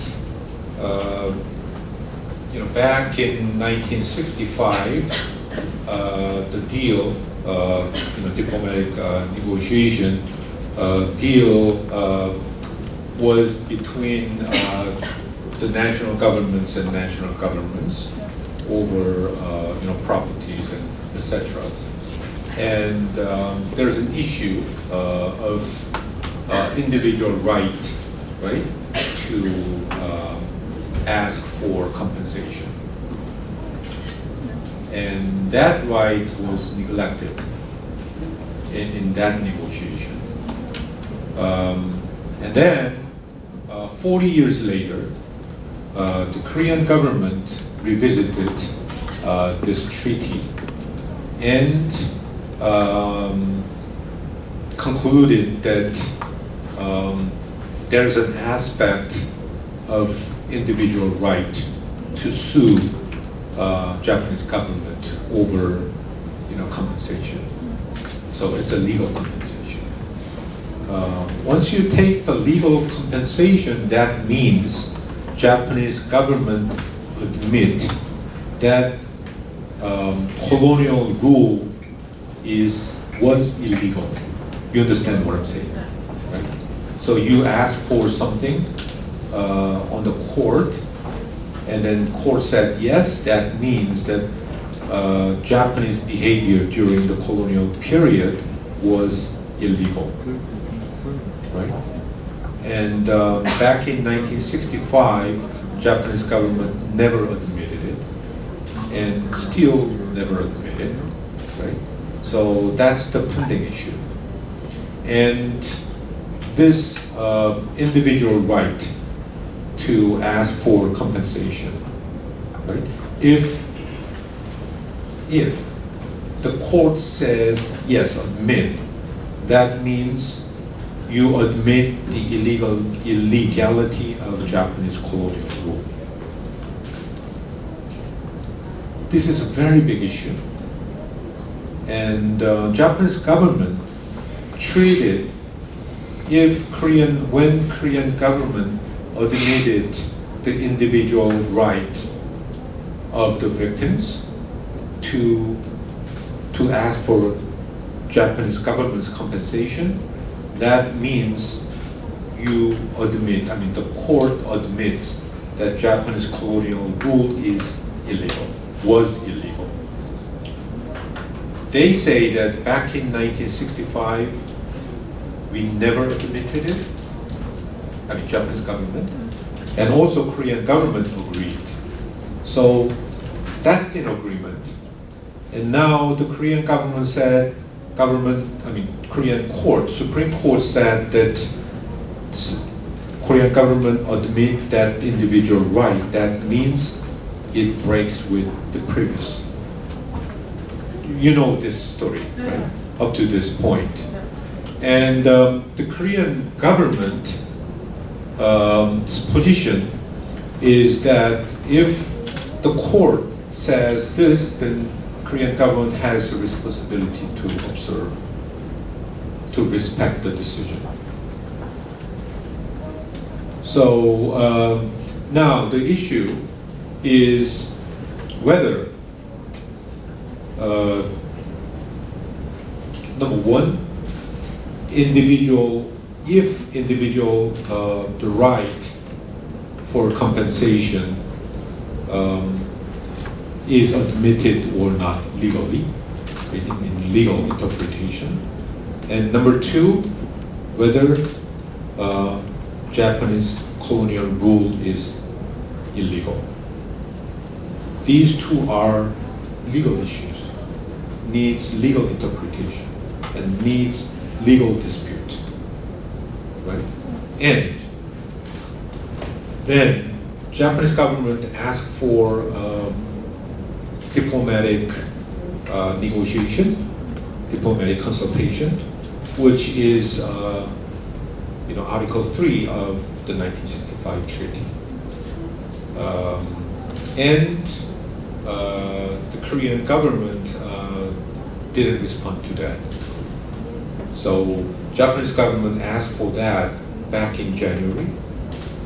You know that the court ruling was October 30th, and then Korean government formed a task force reviewing all this process right after that. And then over the years, January, Japanese government requested formal diplomatic negotiation, consultation under the 1965 treaty, Article 3. And Korean government didn't respond because the government didn't really have a position at that time. Position means that position over the legal issue. And then Japanese government asked for arbitration. And Korean government replied by offering a plan, so-called 1+1 plan. You know, 1+1 plan is that don't go to, I mean, that part. But instead, the companies, Korean companies who that benefited from, you know, economic cooperation money, right, gained back in 1960 under the 1965 treaty. The best example is POSCO, you know, Pohang Steel, and the Japanese company litigated, you know, this time Mitsubishi, and new, you know, Shintetsu, new Japan Steel, Sumitomo, right, metals, and those companies, you know, raise money, establish foundation, right, and, you know, extend financial support to the people, the forced labor who are their family members. And the Japanese government rejected that idea. And the Japanese government's position is that that card, right, the so-called 1+1 accord, is non-negotiable because Korean government's role is not included in that package. Japanese government want Korean government to be involved and to be a partner of any sort of, you know, fund making or etc. You understand Yeah. what I'm saying? So the issue is two. One is that now it's in the process now. The court, right? Court made a decision, and then the process is going on, and at some point, you know, Korean court will liquidate the Japanese company's asset and make it cash and pay to, I mean, to the victims, right? And that point is by the end of this year. So, I mean, in order to, you know, prevent that event from happening, you know, both governments will negotiate to, you know, solve some sort of, you know, way to do it. That's one thing. And the other thing is over legal issues. And legal issues, I believe that both governments have to sit down first and dispute on the table. If you can't do that, reach a decision, then you move to the next level, which may be arbitration court or maybe ICJ, right? But you know, the Korean government was really in responding to the Japanese request. I think that's a problem. That's a fault for the Korean government. But at the same time, Japanese government's attitude on this issue is that, you know, that the court ruling, Supreme Court ruling, and the next day, Japanese Prime Minister made a remark which is really, really rude, that the Korean court's decision is a violence, and it's a grave challenge to the international order.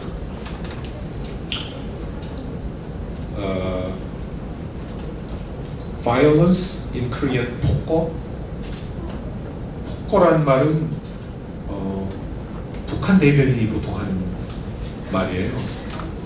응? 남한이나 그러니까 한국이나 미국에 대해서.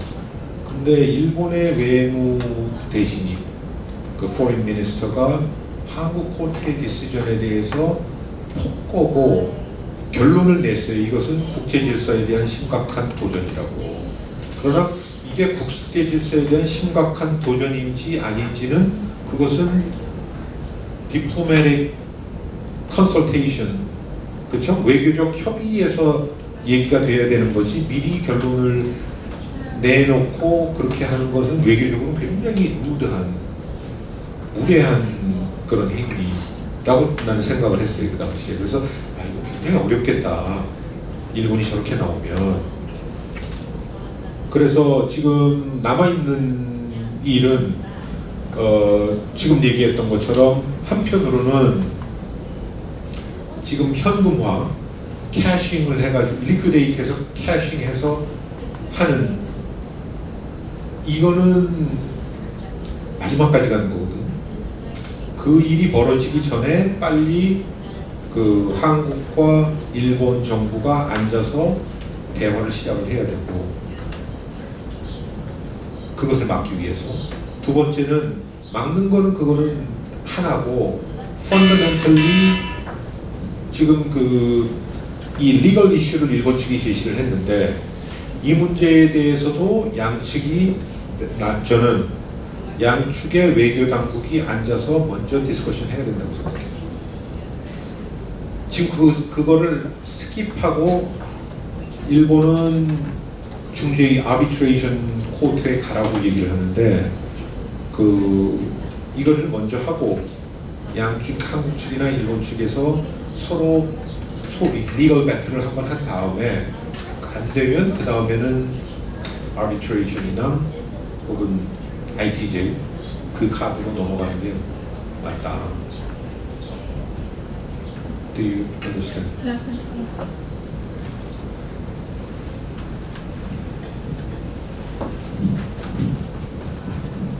Eren Yıldırım from Yonsei University. Thank you for the great presentation, Professor. While I was studying the Korean political history, especially after the Japanese colonial period, and I see that people identify themselves as a patriot rather than nationalist. I think this is a really clever and logical idea because of the division of Korea. But just when we turn back our time, I see that Japan's Korea policy is created a strategy just because of the fear of unification. So can we consider that the Japan's policy hampered the process of the unification in Korea alongside by the economic restrictions in Korea? Thank you.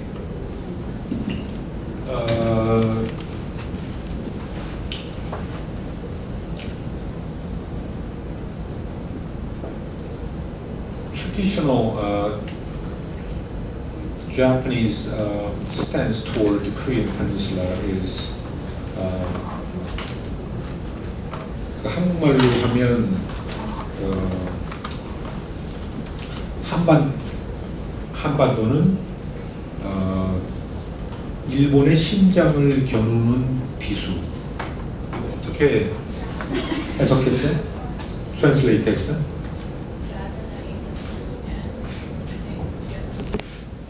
This is a sword, right? Targeted at the heart of Japan. So you understand that metaphor. 그러니까 그 한반도는 일본의 security에 너무너무 중요한, 그리고 이게 peninsula이기 때문에 that peninsula point toward the heart of Japan, the security of Japan. 그래서 그 100년 전에 그 일본에서는 두 가지 일을 했어요. 하나는 그 cordon of sovereignty, 그거는 주권선이라고 얘기하고, 또 하나는 cordon of interest, 이익선이라고 얘기했어요. 그러니까 주권선이라고 하는 것은 일본의 주권을 지키는 선이기 때문에 그것은 일본 열도, Japanese archipelago가 우리가 지켜야 되는 데고, 일본의 핵심 이익이 걸려있는, core interest가 걸려있는 지역은 Korean Peninsula다. 그래서 아까 같은 그런 메타포가 나오는 거예요.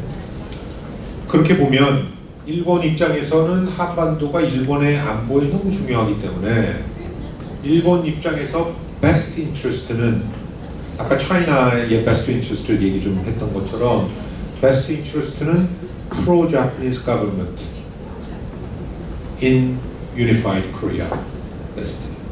왜냐면 남북한이 디바이드 되어 있는 건 그 자체로 여러 가지 uncertainty가 있고 그렇죠?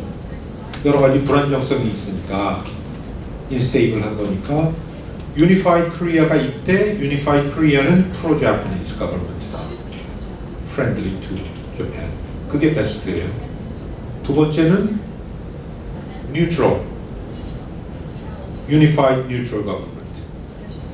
일본에 대해서 적대적이지 않은 그러나 버퍼로 존재할 수 있는 중국에 대해서. 세 번째는 스테터스 코. 분단되어 있는 지금 상황. worst case 시나리오는 뭐죠? anti-Japanese unified Korea. 그건 일본 입장에서는 그러니까 뭐 이를테면 노스 코리아에 의해서 유니파이드 된 혹은 커뮤니스트 right? unified Korea 뭐 이런 거. 그러니까 일본이 그 한국의 통일을 반대한다. 그거는 옳지가 않아요. 다시 말해서 우리가 그렇게 얘기를 하는 거는 유니파이드 코리아가 일본에 굉장히 컴패티티브하게 될 것이기 때문에 차라리 디바이드 되어 있는 게 낫다 라고 얘기를 하는데 그런 측면이 있기는 하지만 일본의 베스트 인트레스트는 유니파이드 코리아 uncertainty와 그쵸? instability가 없는 유니파이드 코리아고 그 유니파이드 코리아는 일본의 프렌들리한 정부가 되었습니다. 그러니까 일본 정부의 한반도 정책에서 가장 디자이어블한 거는 그거다 라고 얘기를 할 수가 있을 거예요. 그러니까 그 우리 입장에서는 이런 그 한반도 문제에 대해서 일본하고 외교를 할 때 중요한 것은 우리가 우리가 북한하고 여러 가지 reconciliation하고 남북한의 평화 협력을 하는 것이 결코 일본의 이익을 해치는 게 아니다. Unified Korea는 여전히 일본과 프렌들리한 관계를 맺고 나갈 거고 그 유니피케이션이 일본에 주는 시큐리티 인트레스트도 굉장히 크다 라고 하는 것을 일본한테 리어슈어 하면서 이 작업을 쭉 해나가는 게 굉장히 필요하다고 보고 특히 우리 지금 다 알고 있지만 북한이 오픈 앤 리폼을 한다. 오픈 앤 리폼을 한다라고 할 때 머니로 도와줄 수 있는 넘버원 국가는 일본이잖아요. 왜? 일본은 레퍼레이션 문제가 걸려 있어요. 디플로매틱 노멀리제이션 문제가 걸려 있고 그것을 할 때 지금과 같은 문제가 있지만 우리가 1965년에 에코노믹 코어퍼레이션 머니를 펀드를 받았잖아요. 그리고 그것을 통해서 에코노믹 그로스를 이뤘잖아요. 그것에 이퀴벌런트한 국교 정상화, 북한과 일본 간의 국교 정상화의 그 자금이 있어요. 그 에스티메이션이 있고 일본은 북한하고 국교 정상화를 하면은 그 돈을 낼 자세가 돼 있어요.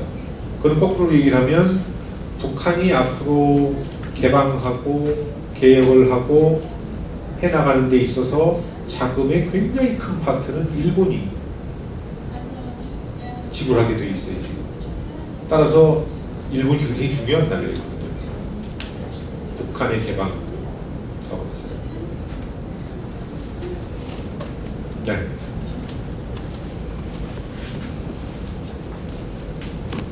교수님 말씀 잘 들었습니다. 저는 한국에서 온 임창호라고 하고요. 제가 궁금했던 것은 지금 무역 분쟁이 한일 간에 있는데 2016년에도 사드 때문에 중국에서 롯데 같은 기업들의 경제 보복을 가했지 않습니까? 근데 그때는 불매운동을 안 했는데 왜 지금은 이렇게 불매운동을 하는지, 또 중국 북한한테는 좀 거친 표현으로 그렇게 굴종적으로 나가면서도 일본한테는 이렇게 강경하게 나가는지 무슨 차이가 있는지 질문을 드립니다. 그 불매운동도 일본한테는 하면서 중국한테는 안 하고 또 북한한테는 유화적인 태도를 보이면서 일본한테는 강경하게 나오고 이게 저는 아예 둘 다 유화적으로 나오거나 아예 강경하게 나와야 되는데 근데 본인이 답을 갖고 있는 것 같은데 질문에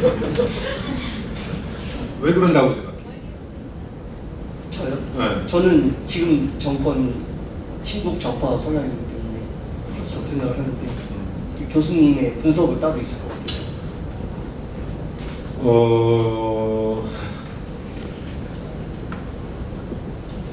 내가 지금 얘기했던 것처럼 그 한국과 일본 사이에는 지금 아이덴티티 클래시가 지금 있어요.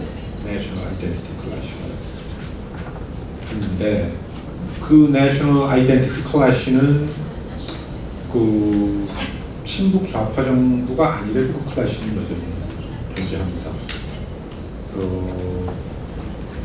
비슷한 일들이 지금 이 일본과의 그 역사 갈등과 정체성 갈등은 문재인 정부 때 시작된 게 아니잖아요. 이 문제는 짧게 보면 시작은 이미 2012년 이명박 정부 때부터 시작이 됐고 그 양국 간의 그 갈등이 뭐 지금 못지않게 최고조로 올라갔었던 때가 또 있어요. 2014년에. 그때는 박근혜 정부였지 않았습니까? 박근혜 정부는 친북 좌파 정부는 아니잖아요.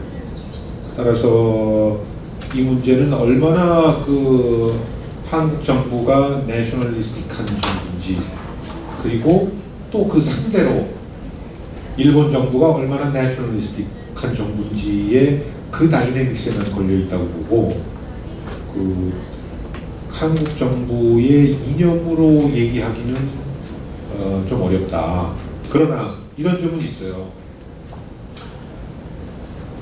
중국에 대해서 그러니까 일본은 그런데 일본은 컨스탄트라고 보고 그런 반응이라는 거는 따라서 이 비슷한 일이 지난 정부 박근혜 정부에서 터졌어도 뭐 못지않은 일이 벌어졌을 가능성이 있습니다.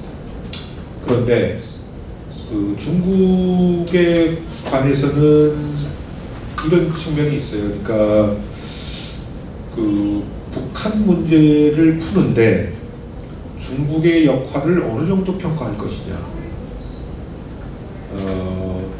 미국의 역할을 상대적으로 더 평가할 것이냐, 아니면 중국의 역할을 상대적으로 더 평가할 것이냐에 따라서 중국의 비중을 굉장히 높게 두면 중국과 그 함부로 갈등 일으키기 상당히 어려워요. 왜냐하면 중국이 그만한 그 영향력이 있기 때문에 그런 측면이 하나가 있고, 두 번째는 중국과 일본 사이에는 또 펀더멘털한 큰 차이가 있지 않아요? 경제적으로. 그렇죠. 우리 전체 수출에서 일본이 차지하는 비중이 6%, 지금 한 5%, between 5 to 6. 차이나는 30% 넘잖아요. 그렇죠. 그러니까 그 한국 경제가 대외적으로 가장 많이 의존되어 있는, 그러니까 economically interdependent 하면서도 asymmetric한 나라가 차이나잖아요. 그렇기 때문에 중국이 그만큼 레버리지를 갖고 있어서 한국을 경제적으로 그렇게 심하게 흔들어도 한국이 그것에 대해서 반응할 레버리지가 상대적으로 적은 반면에 일본은 조금 그런 측면에서 좀 다르다. 따라서 우리가 중국하고 일본을 이렇게 놓고 보면 이념적인 측면보다는 내 입장에서는 그런 아이덴티티 클래시가 일본하고 훨씬 더 세게 걸려 있고, 두 번째는 북한 문제가 여전히 정말 중요한데 북한 문제에 있어서는 중국의 보이스가 일본의 보이스보다 훨씬 크기 때문에 조금 더 중국을 조심스럽게 다뤄야 되는 측면.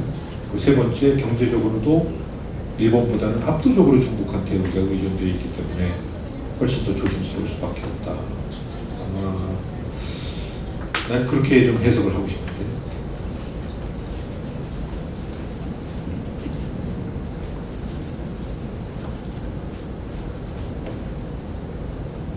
다른 질문 있어요? 다들 지쳐 보이는 것 같은데, 네?